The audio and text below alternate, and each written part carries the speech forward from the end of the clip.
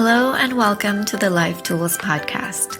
In school, we learned history and algebra, foreign languages and chemistry, but nobody taught us tools for life. How do we deal with self-doubt? What are beliefs and how do they influence us? How do we find ourselves when we feel lost? And how do we make a healthy decision?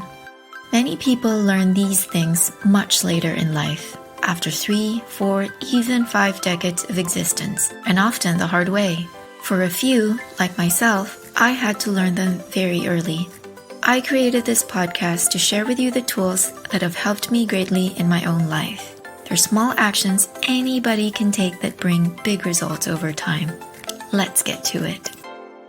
Hello, welcome to episode 7, part 2 of our conversation on beliefs. If you haven't listened to part 1, I highly suggest you do that first, as it will provide the context. So we have looked at what a belief is, and we did a little exercise to understand where our beliefs come from, how to assess them, and should we want to, how to introduce a new belief. So now the question is, how do we install this new belief? How do we make it true for us?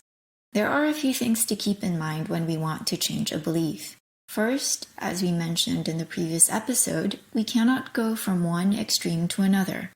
Second, it cannot just be mental. It has to be supported by evidence. It has to feel true. Third, daily reinforcement is important because it's like a muscle you build a little more until it's strong enough. We ended episode 6 with the new thought that I want to believe, which is, success and hard work are not directly proportional. I can work less and succeed faster.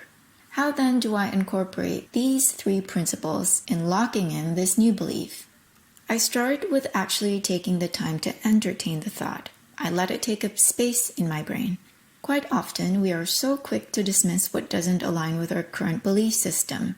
Think of someone who's super shy, for example. The person who never talks in class, is the target of bullies and stutters when he's in front of a group. And I tell you that in 1 year, this person is going to become an internet sensation. Your brain would automatically dismiss the thought as an impossibility because there's the belief behind that this person doesn't have what it takes to become an internet sensation. So the very first step is to counter this reflex. We entertain the possibility. Just ask, what if it's actually possible? Next, we look for evidence to support this belief, kind of like attaching legs to a table so it stands. In the situation I gave, I already had evidence that it was true for one person in my life.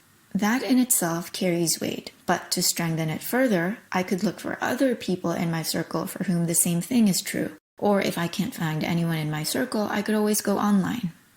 I could look at my qualifications and the qualifications of those who are being paid higher. I actually did this with a person who was being paid $200, and I realized after going through different points that I was just as qualified as he was. I could also write a list of past successes to prove to myself that I provide great value and therefore deserve to be paid better.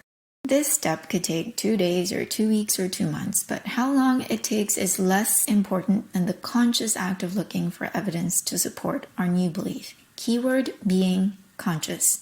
You don't wait for evidence, you look for it.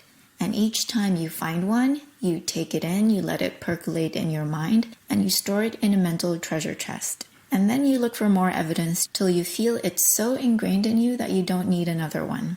Which segues into the third principle, continual reinforcement. Like I said, it's like a muscle you build. When you find your first or second piece of evidence, maybe you only half believe it. Maybe you think it's possible, but maybe it's only for the lucky ones. Then you continue searching, this time for people with more or less the same background as you. Once you see that someone from your same background, or perhaps someone less privileged, managed to create a different reality for themselves, then your brain will believe that it's possible for you as well. Had I had this new belief right from the beginning, I would have outright refused 25 RMB per hour. Because if I considered the preparation, the long commute, and the standard pay, plus my qualifications, it was actually borderline abusive. You see, with a different belief, we respond differently to circumstances, and by responding differently, we set off a new chain of events leading to a new reality. I want to share with you 2 beliefs I have changed that have served me enormously. and this is just two among many. I was taught that friends are unimportant because true friends do not exist, and that only family matters. Only family deserves our time and energy. I chose to believe that true friends do exist and that both family and friends are important. They just play different roles in our lives. Today, the area of friendships is where I feel the most blessed. By ruthlessly weeding out superficial friendships, I now have a small but very solid circle of friends where I feel really loved and supported. If I hadn't believed that true friends exist somewhere out there, then I would have settled for fake friendships. I wouldn't have created this reality for myself. When I was 24, I was diagnosed with ankylosing spondylitis. Ask any doctor and they will tell you this is a debilitating arthritic condition that is incurable, and that what you eat has nothing to do with your symptoms. I chose, and continue to choose, to believe that, mysterious as this disease might be, I'm not powerless to it. There are things I can do to make my life better, to reduce my pain, and also to think that my body is an ally and not an enemy. Maybe I will never fully recover. Maybe there are some things that I will never be able to explain. But this belief alone that I play a role in my life, that I have some say in whether I get better or worse outside of medical treatment, has driven me to make some very positive changes in my life. My point is, we're all born to a culture, and culture is basically just a collection of beliefs. The idea is not to blame our past. The idea is to become aware of how we became who we are today and to consciously decide who we want to be now and in the future. Our parents and teachers and friends meant well, but it's up to us to decide whether we want to continue believing the same things. Here's a little homework for you. For the next 7 days, each time you're confronted with a problem or anything that triggers a negative emotion, observe what you're thinking. Look for the belief behind your thoughts, and then take this belief through the exercise we talked about in episode 6. Try it. Be playful. You have nothing to lose. Thank you for listening to this episode. As always, if you have any questions or comments, drop me a message at lifetoolspodcast@gmail.com. This podcast is still a baby, so if you found the material helpful, do share it with people you think could benefit from it. And consider writing a positive review on iTunes. I would so appreciate it. See you next week. Bye.